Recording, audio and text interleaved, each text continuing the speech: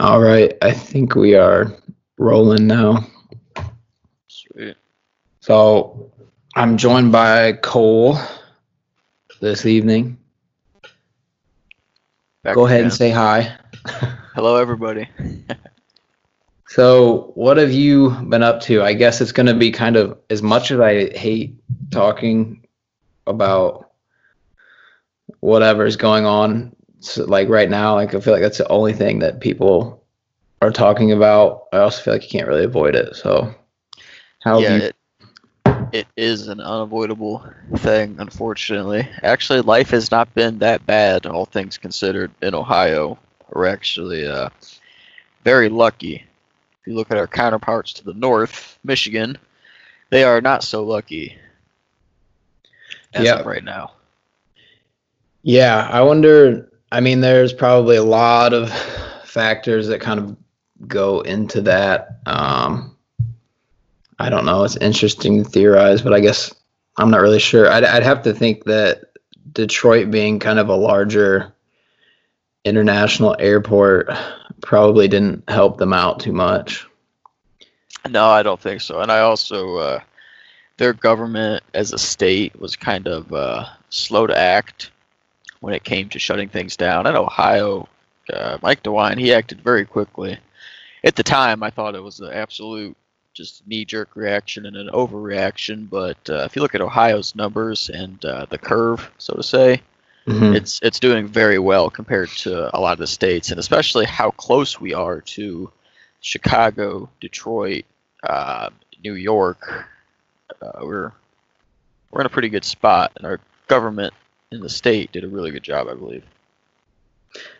Yeah, that's an interesting one because it's like you'll never be able to know what would have been had it gone the other way. I guess Exactly. you're probably best to err on the side of caution as much as I really kind of hate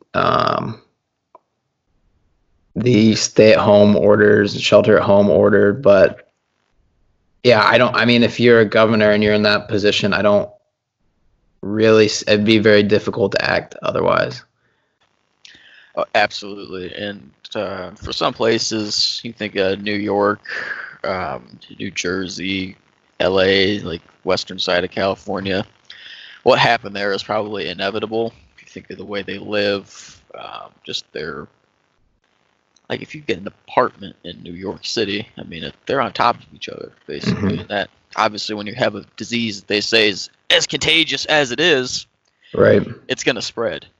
I mean, staying at home in a apartment there, I don't know if it's really hard to say how well this thing travels, but you could almost think, hell, you could be circulating it through your apartments in there. Exactly. I think in the beginning stages of this, when they had all these people on cruise ships, one of the worst things they did was keep those people on those cruise ships instead of Right. just landing them, because that air and those cabins on that cruise ship would just get circulated within everybody, and Right.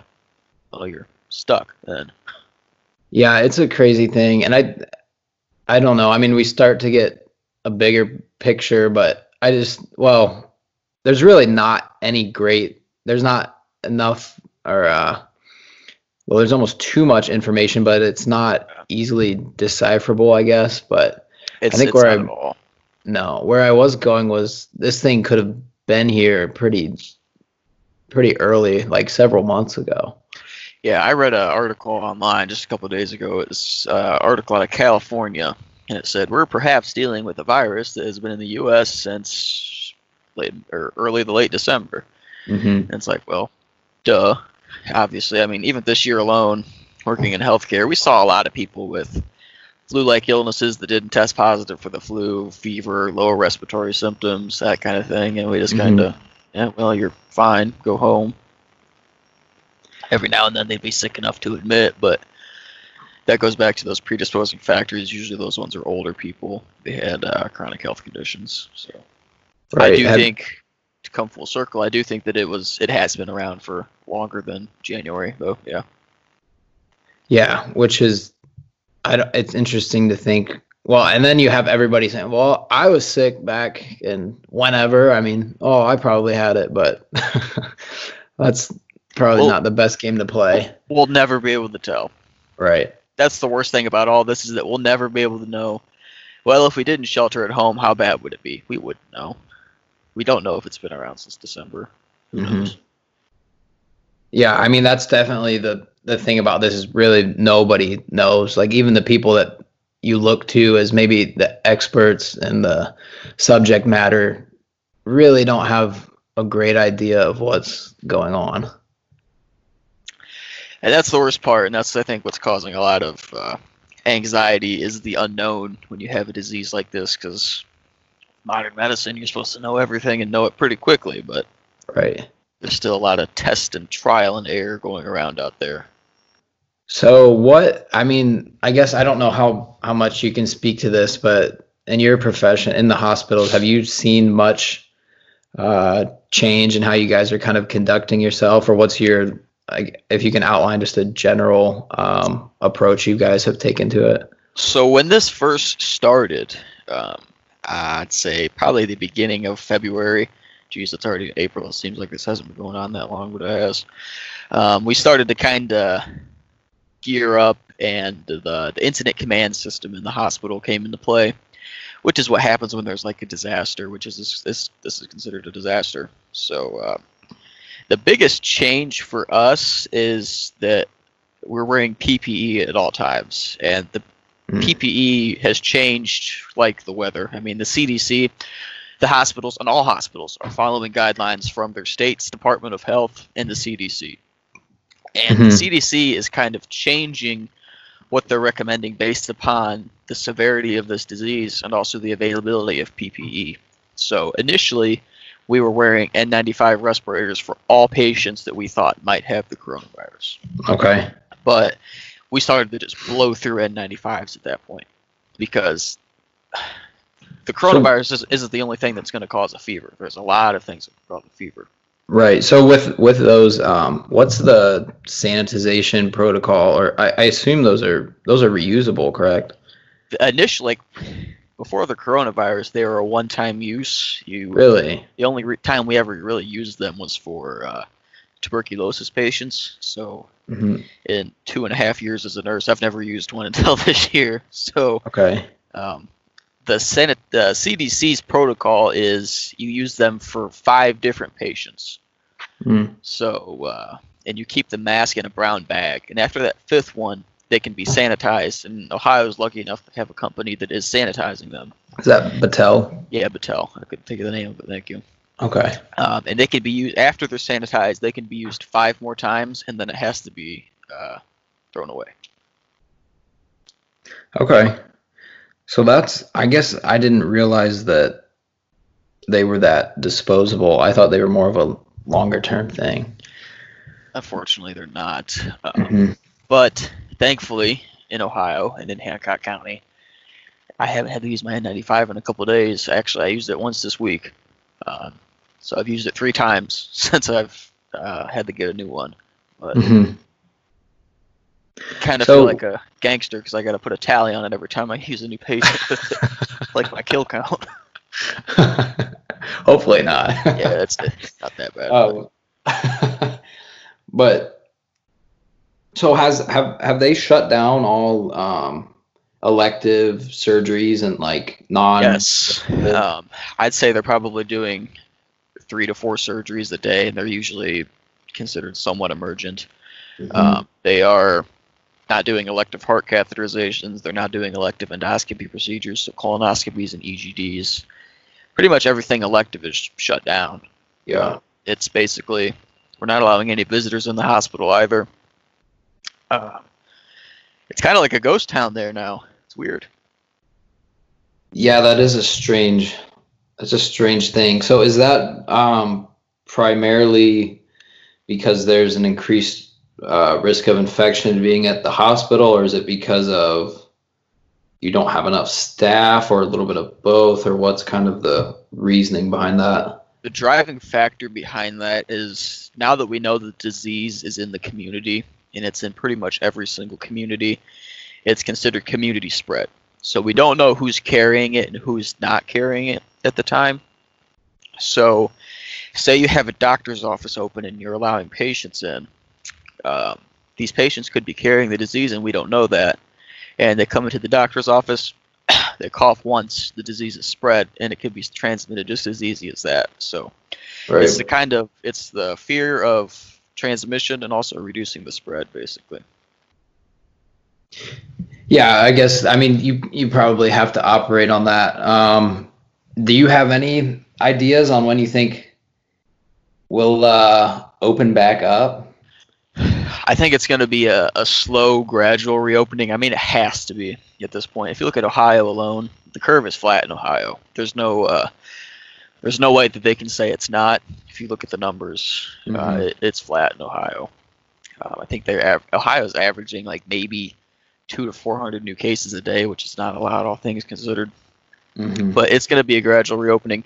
If I had to guess, I would say by the beginning of May, we're going to kind of start to see the Ohio economy start to open back up. Right. I mean, I'm of the opinion that we really need to start opening back up. I don't know. It's a really hard thing to work out, I guess. But for me, the numbers of some of this never quite made complete sense, I guess. Like when you put them in perspective with certain things. Absolutely, I agree. I'm looking at the numbers right now. I get a lot of my data. Johns Hopkins University has a great coronavirus map. It's like worldwide, shows the numbers, cases by county, and deaths. And if you look at New York City, as of right now, there's only 7,905 deaths. I saw a statistic. And that is the absolute worst place in the U.S. That's like 25% plus of the cases in the United States. Absolutely. And just kind of a sobering number here. Ohio's tested almost just a touch under 68,000 people, and we have 6,500 confirmed cases, so that's not a lot for the amount of people tested. No. But back to the numbers, it's weird. I've read things online. I don't know the truth about it. I've read things online that are saying if a patient has a respiratory arrest or they stop breathing and they haven't tested them and they ended up passing away, that doctors have the power to say, oh, this could be from the coronavirus, so we'll sign that on the death certificate. So I don't know how true that is. I hope it's not true, because that's just kind of inflating the numbers. Right. At that point, you're kind of getting into the conspiracy theories about this, which, my lord, there's plenty. Yeah, it's difficult not to indulge in the conspiracy theories. And I think sometimes it is somewhat good to indulge them with heavy grains of salt, I guess. But yeah, it's an interesting thing, the testing especially. I mean, DeWine actually this weekend opened up. He expanded the what would count as a positive case to it didn't have to be a confirmed test. Yeah, and at that point, you're I don't necessarily agree with that. That's like diagnosing the flu without ever doing a test. I will be interested to see how the flu season numbers look this year compared to the coronavirus numbers.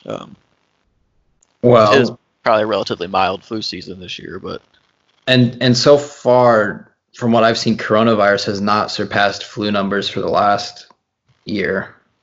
Usually, I know there's a huge season, but yeah, their flu numbers are usually about a year or two behind, just because it's such a big disease. But we'll see. And the other thing that's interesting is probably other coronaviruses have been counted as flu cases or flu fatalities. Yeah, I would assume. Absolutely, they have. Yeah. The great thing about this coronavirus is it's like the symptom list is about everything and anything you could think of. That's the kind of the annoying part is you think of viral respiratory infections, the symptoms are the same for just about every single one of them.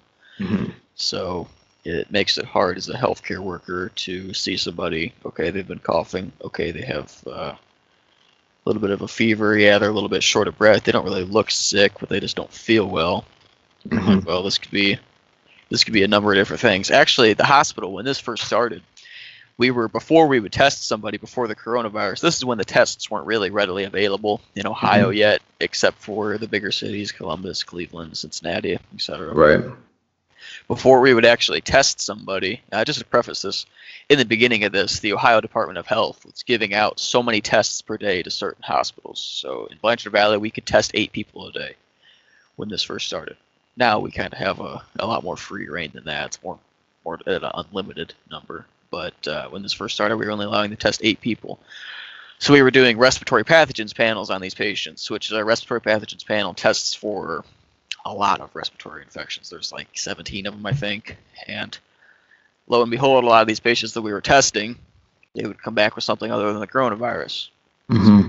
A lot of it was the common cold, truthfully. But Which it is a coronavirus, correct?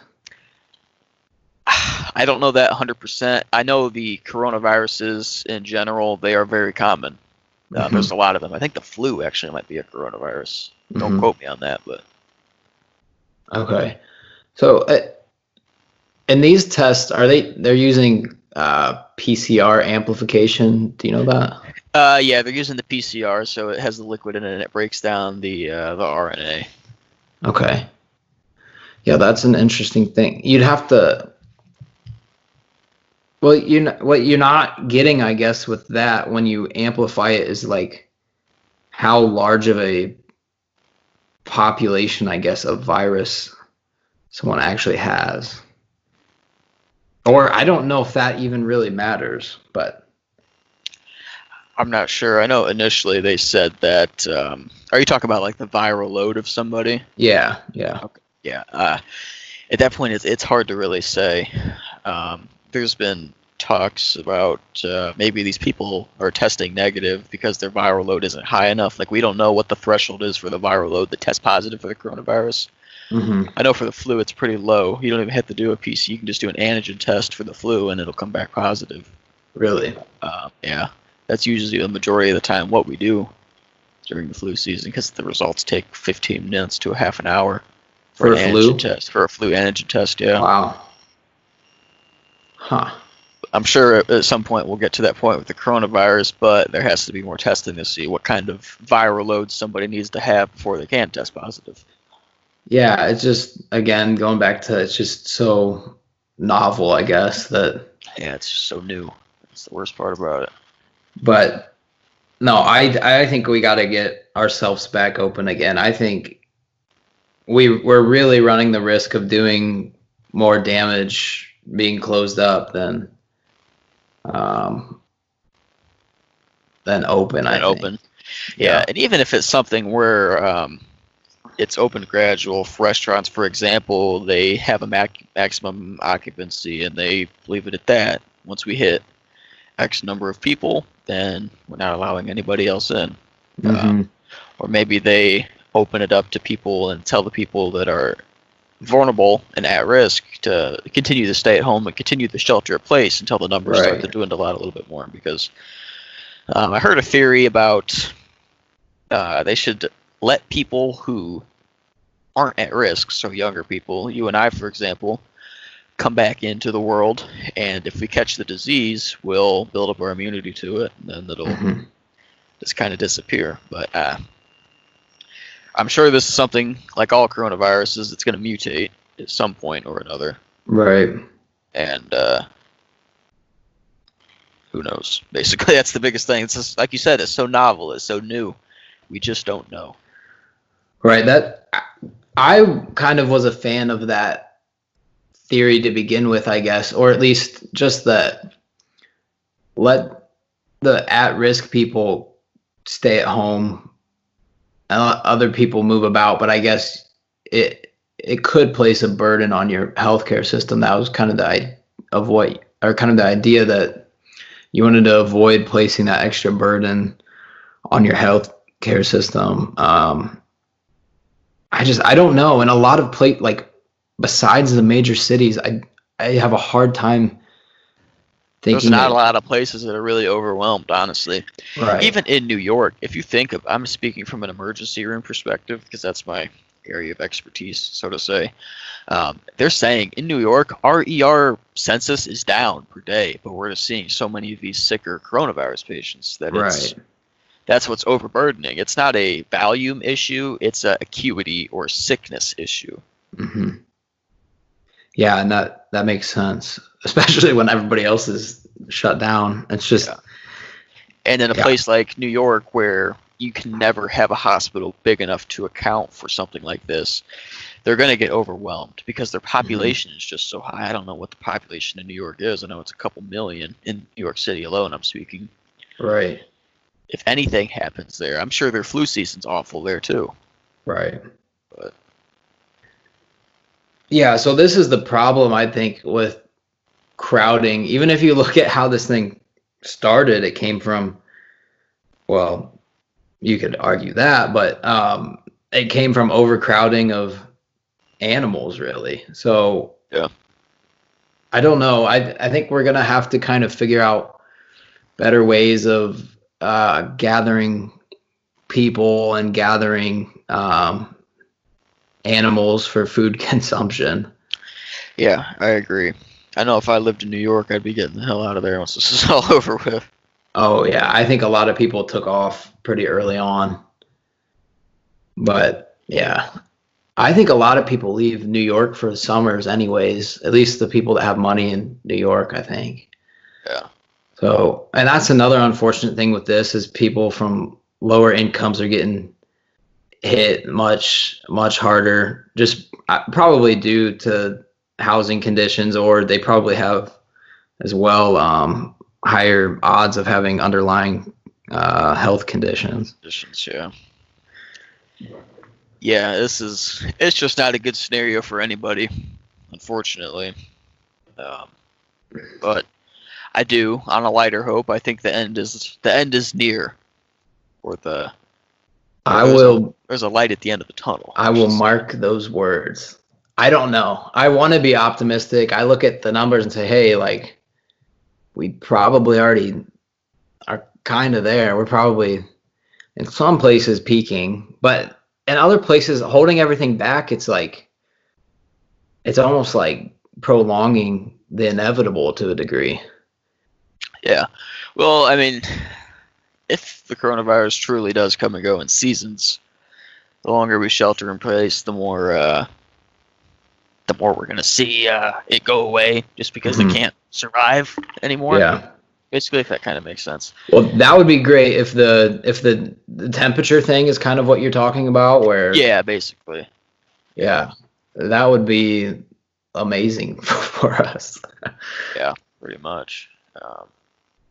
I don't know if you look at places. I'm sure like Africa doesn't have the testing capabilities that a lot of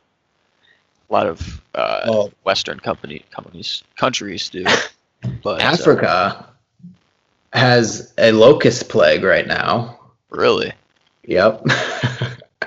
Which is pretty wild. So they're talking about kind of food shortages there. And I think they also have had a couple more severe Ebola outbreaks as well.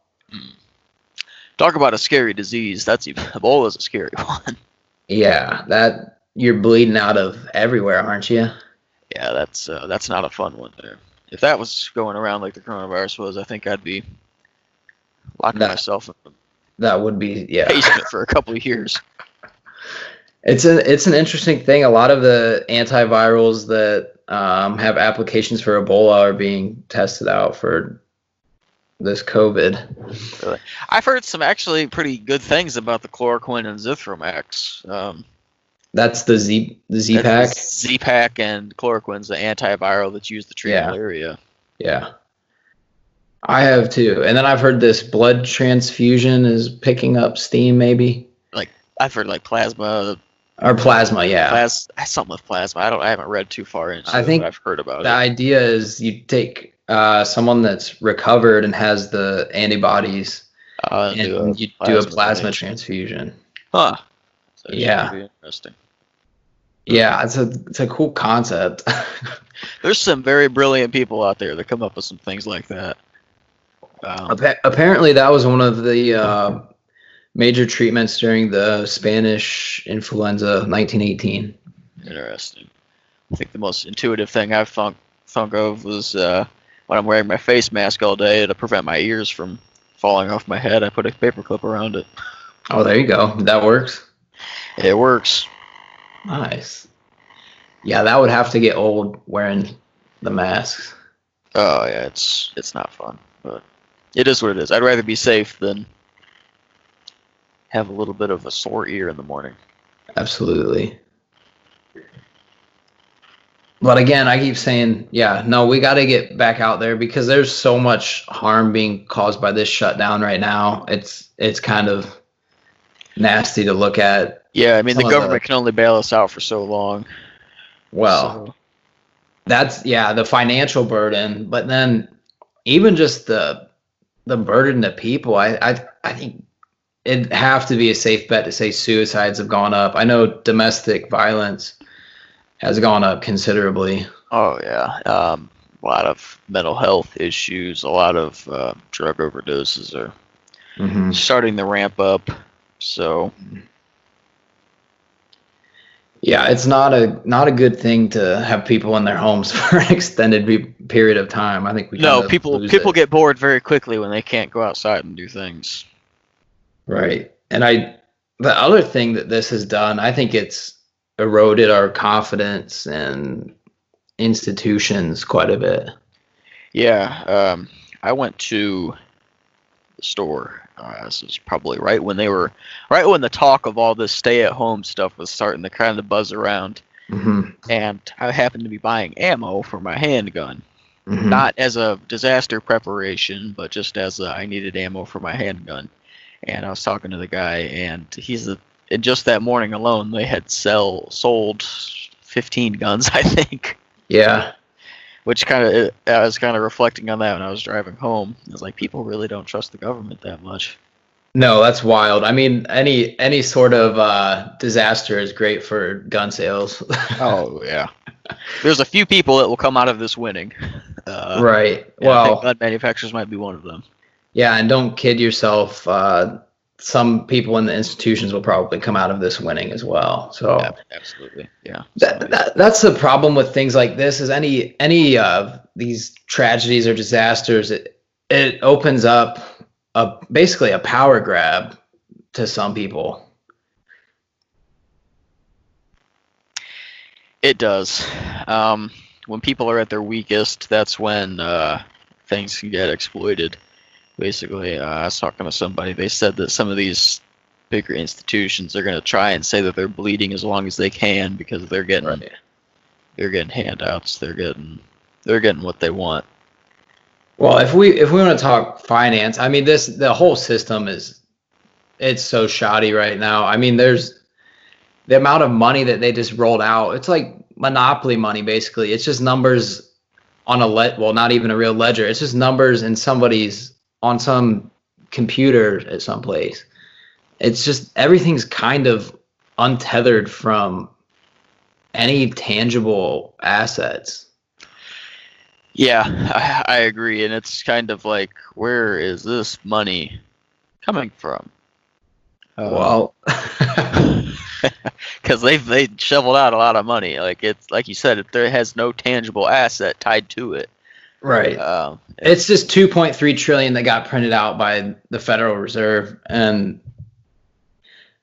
the crazy thing is it's like the U.S. dollar is not really even being eroded by this because everybody else's currency has lost value as well.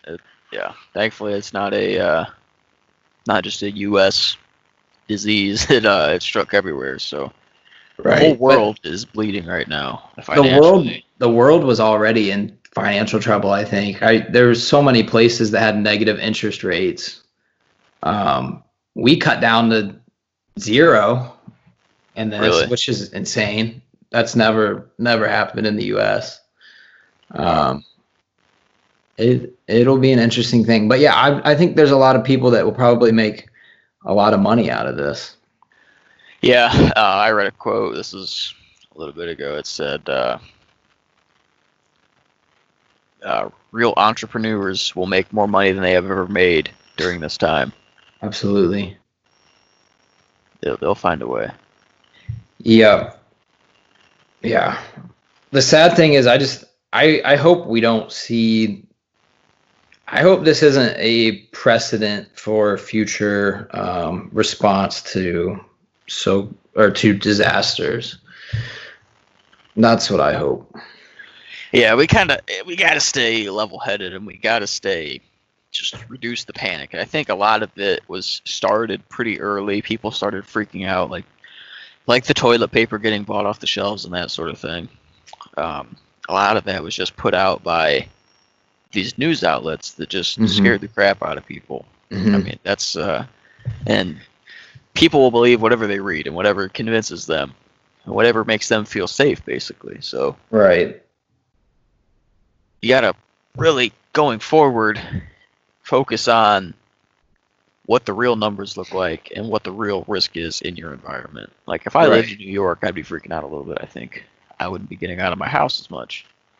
Not saying that I'm out running around right now. I haven't done anything outside of my house except go to work. So basically, just be careful of what you find your information from, and just think. Basically, I mean that's just the biggest thing. Just think.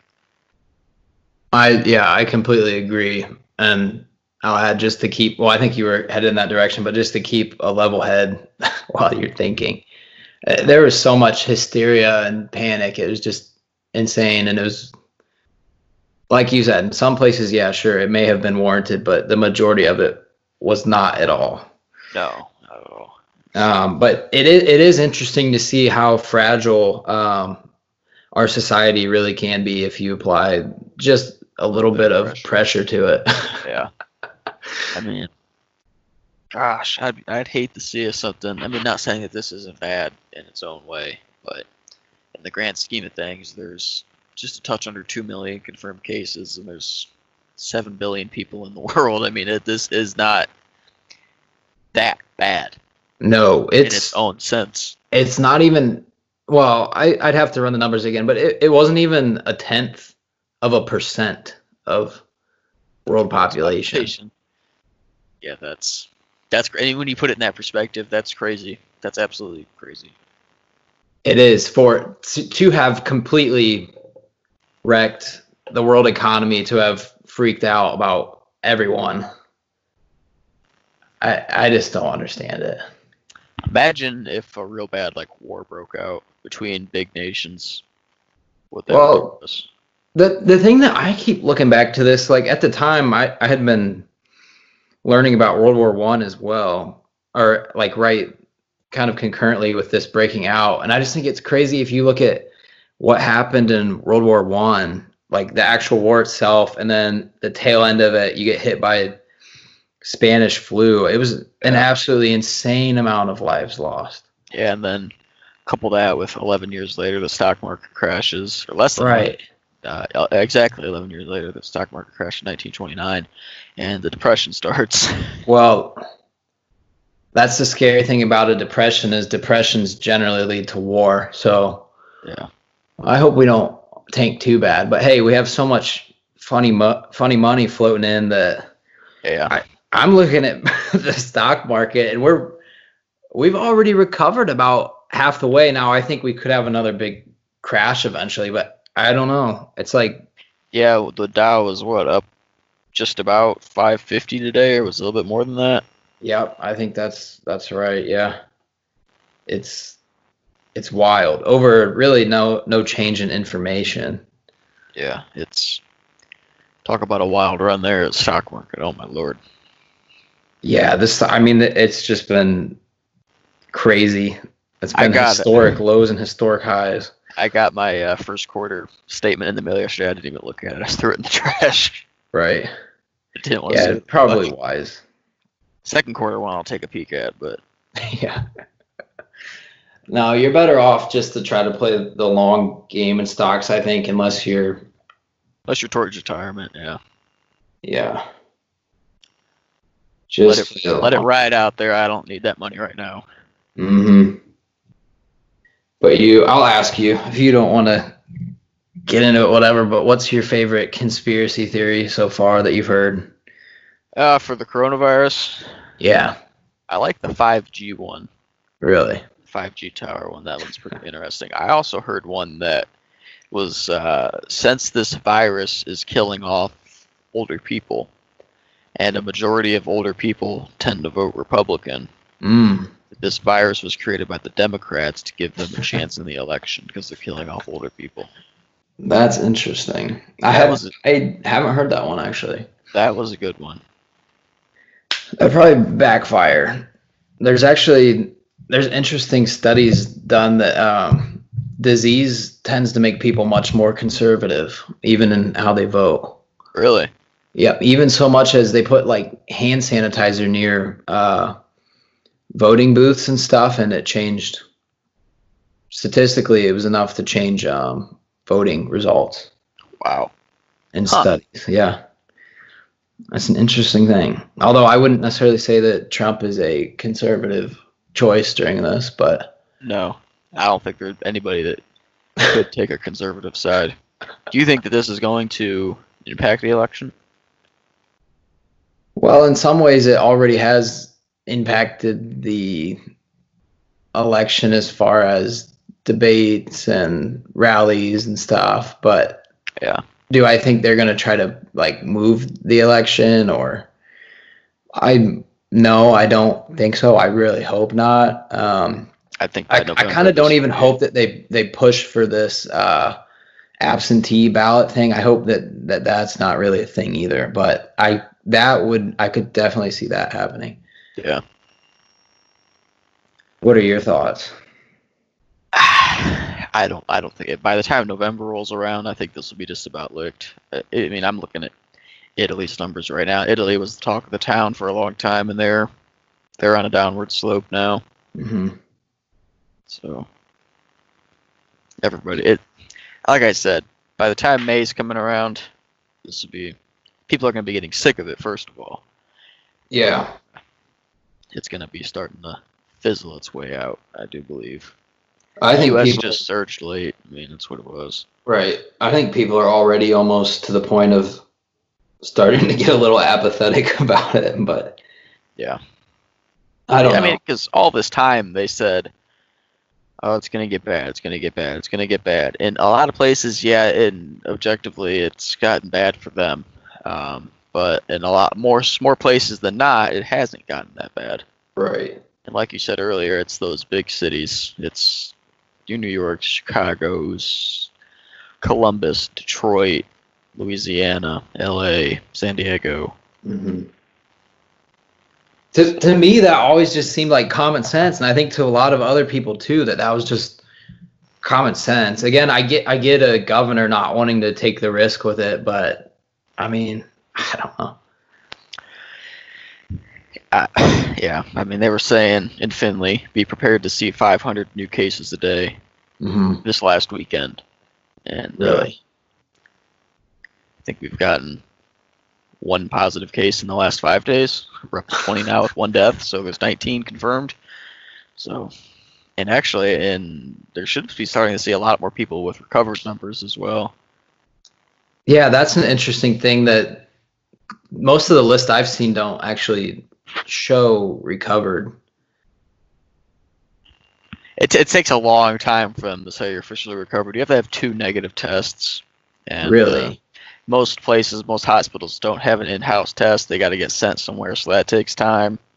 Mm-hmm. So it's just one of those things that are just like, it's going to take a long time to see the recovered numbers. That's an interesting thing with the numbers is how far they lag.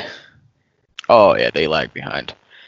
I think they lag behind in a bad way because you think the cases that we're seeing new per day are probably people that have been tested 2 to 3 days behind, or even like a week behind in some places.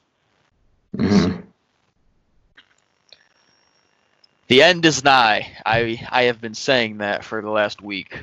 Cole says it here. I hope so, man. I really hope so. Yeah, I mean I think we'll see a gradual upkick when we start to reopen the economy. It's just naturally going to happen. Right. But as the weather warms up, I am confident, and I'm hoping and praying that this will be over with. I hope everything goes back to normal as well. I don't know if it will completely though. It's going to take a while. This is going to be the talk for a while. I mean, it's nothing else going on, so what else does everybody have to talk about? That's literally all people have talked about for the last. I mean, how long has this been going on? Almost 2 months now. First confirmed case in the U.S. was January 22nd, so we are just about 3 months in. Okay, it's insane. Like that's all I've heard about recently. Yeah, it's exhausting. And everybody's a conspiracy theorist now. It was actually fun for me to like talk about conspiracy theories like when people didn't know them, but now that like every single common person knowledge, it's like, oh my lord. Yeah. It's like, well, do you actually believe that? Like it's fun to play with most of them. And some of them are, I would say, relatively plausible, but still, I don't know. Yeah, it's not as much fun when everybody knows them. Yeah, what makes a good conspiracy theory is the fact that it can be plausible. That's because that makes you start thinking. You're like, ooh, that actually that could be the real deal. Well, and there's always so many strange coincidences, if that's the word for them. Yeah. You know, you have a bioweapons research lab in Wuhan. That's a great one. Yeah. I don't know. It would not. That wouldn't surprise me at all if it leaked out of there. I know the U.S. used to send anthrax and stuff around in the mail, just in the mail. Send it to labs. They thought it was inactive, but sometimes it wouldn't be. Oh man. I think China's kind of skewed their numbers a little bit, but yeah, big time. There's weird stuff coming out of there. Like there was this weird number about like cell phone user droppage by like 20 million or something. Jeez. I don't know where that data would even I don't know who would get that data or why they would publish it or what it would even mean, but yeah. There's interesting things. Or they'll say like, yeah, like there's smoke and smog from all the crematoriums over there and stuff. I don't know. But if it was that bad, we'd be seeing it getting reflected everywhere. So maybe. That's true. Yeah. All I can say is this has been very convenient for them in some ways when you look at how it completely shut down all the protesting that was going on over there. Yeah, that is true. China is a very interesting country. If you sit back and just look at the things that go on over there, the hush hush. Russia too. I'm kind of skeptic on Russia's numbers as well. They got like 20,000. Like, and it's their proximity kind of to China where it got real bad. I know they probably don't let a lot of travel in and out of that place, but yeah, there's something interesting about those countries too. It's like they are able to operate in some ways more efficiently just because they kind of don't care about many civil liberties at all. Yeah. I want to know if North Korea still has 0 cases. Oh, really? They're saying that? Well, yeah. I mean, I don't know. Maybe obviously not probably 0, but if they don't let really anybody in or out, I mean, I guess it's possible that they would have very low numbers. We need Dennis Rodman to go figure it out. That's right. They're probably dying from all kind of other stuff. Yeah. No, like a couple years ago, some soldier like ran across the like DMZ in the South Korea, and he was all like, he had a bunch of weird medical problems going on with him. Yeah, Lord have mercy. I don't know. It's hard to say because then it's also like how much of this is propaganda against those countries. But who knows? That's out of my pay grade, and I'm glad it is. Right. And in a lot of ways, I think probably the U.S. and Russia and some of these other countries. I don't know if I'd throw China in there, but in some characteristics, yeah, China too. I don't think that we're actually that different. I think that the U.S. just like kind of like tries to hide their aggressions against civil liberties, I guess, more than China and Russia. It's kind of out in the open. Yeah. Man, I don't know. That's my best answer is I don't know. Right. It's I don't even know what to say about that. Those places just kind of scare me in general, though, with all the hush hush and the cover up that probably even gets done in the U.S. too. Mm-hmm. Like, what actually is going on out there, and do I really even want to know? Probably not. Will I ever find out? Probably not. Because in all honesty, hopefully it'll never affect your daily life. But it's always that thing of you kind of have to be vigilant just in case. Yeah, just keep it in the back of the head. Let me know it's there every now and then, and I can think about it, reflect upon it, and then put it back in the back of my head, and then just go about my day. Yeah, I think we might have some interesting times ahead of us, though. I don't know. Some of these large companies that operate in the tech sphere and are very intertwined with data. I think there could be some interesting things coming out of them relatively soon. Yeah, I do agree. I don't know. There's certain programs that are kind of being, talk about China, that are kind of being rolled out in China. Some of the facial recognition programs, some of the so-called social score, if that's actually a true thing over there, but that's a scary idea. Yeah, but it's like, oh man, a social score. Lord have mercy. It's like we're already being surveilled though. Like if you have a phone, I don't know if you saw, but the phone company, well, Google and some of the phone companies released all their location data on everybody to help combat this coronavirus thing. So they were tracking how far people were traveling.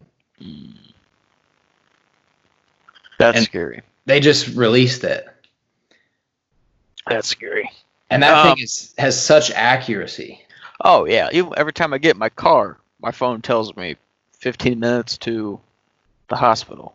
Right. Wherever I'm going, it's like, can you not like track me? Like, right. So the opportunities that this technology can allow us are so great. The problem is you have to place your trust in like something else. Like you kind of lose your own ability to navigate some things. Absolutely. Even just these push algorithms. I mean, we kind of talked about social media last time, but some of these algorithms that are just pushing what you need to watch, what to look at, like they're even getting kind of wild. Even like there is not hardly any news outlets out there that are putting forward the good news of the coronavirus. No. They're like, hey, numbers are going down. In these states, the curve is flattened. They're trying to hold that off as long as they can. They're trying to push for it because it's how they make money is by fear. Exactly. Like you said, these push algorithms, they're pushing what they want you to see. If you go on YouTube right now, there's a whole banner section that shows coronavirus news and updates. And it's one of these. I just watched this video as we were talking. I kind of listened to it in the background. It says China is seeing a surge in coronavirus cases. A resurge. Entire video, the dude was screaming into the microphone. First of all, I could hardly listen to it. And the second thing is he never said any statistics. So right. Where is he getting this data from? Who knows? Well, even if they do list statistics, the way they say it is so sensationalized. It'll be like, coronavirus is soar, 200 people are infected in the whole state. Like, coronavirus is soar by 200. Hurry up and lock down. I don't know. It's unfortunate. And it's really unfortunate too, because nobody's gonna believe like anything really, and like I don't know. I think we're almost to the point right now where a lot of people like they literally don't believe much of what they see. Or it's not even that there isn't truth out there, but there's so much bad news and sensationalism that the truth just gets like muddled in with it, and you're just like, well, whatever. Like it's almost too difficult to discern some of these things. It is. It really, really, really is. That's why I look at about 2 or 3 websites to give me my information. I look at the World Health Organization, the CDC, and the Ohio Department of Health. Mm-hmm. That's where I gather my information from. That's how I kind of judge how things are looking, and I go from there, man. I take it as it comes. I don't listen to that. Oh my gosh, I've deleted I've deleted Twitter, and I've got rid of Instagram while this is going on. Mm-hmm. Just because I just can't do it. Just can't do it. They're pushing all this negative stuff. Everybody out there, you see all these retweets from, oh, I'm a doctor in New Jersey, and this is just terrible. The numbers aren't real. People are dying every day, blah, blah, blah, blah, blah. And it's like, well, I don't think they're dying every day. I mean, they may be dying more than usual, but yeah, it's not like we're in World War II right now, where an entire religion's getting pushed into a gas chamber.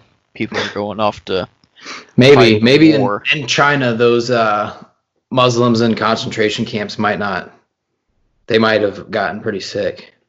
They might be missed on the next census. We don't know, but not really funny joke, but kind of funny because it might be true. Right? No.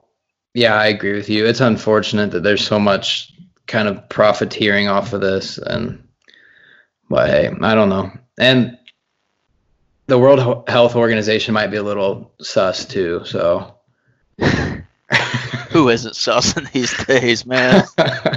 I don't. It's just weird when you like look into those places, like where, like I've never thought to look into them, but like where they get their funding from and stuff is kind of interesting. Or just how like a few people can basically like buy out the whole vaccine industry. I don't know. It's not going to drop names, Bill Gates, but I was just about to say Bill Gates is on some suspect shit nowadays, man. Yeah. Just conveniently stepping down from Microsoft. Oh, there's a pandemic. Yeah, I love how so many CEOs conveniently stepped down. So many senators, their advisors just decided to sell all their stocks out and invest them into pharmaceutical companies and like Zoom or Skype or whatever. Yeah, that's we'll leave it at that. All right, man. Well, I got to actually get off here. Thanks for having me on the talk. Yeah, we had thanks a good for coming on. This will be pretty informative, I think. So, like I said, people, the end is soon. I got my inside scoop from Bill Gates. He texted me during this podcast. Hope from Cole Smith. Hope is the message. There we go. All right, thanks for joining. I will talk to you later. Have a good week. Yep, you too. Bye.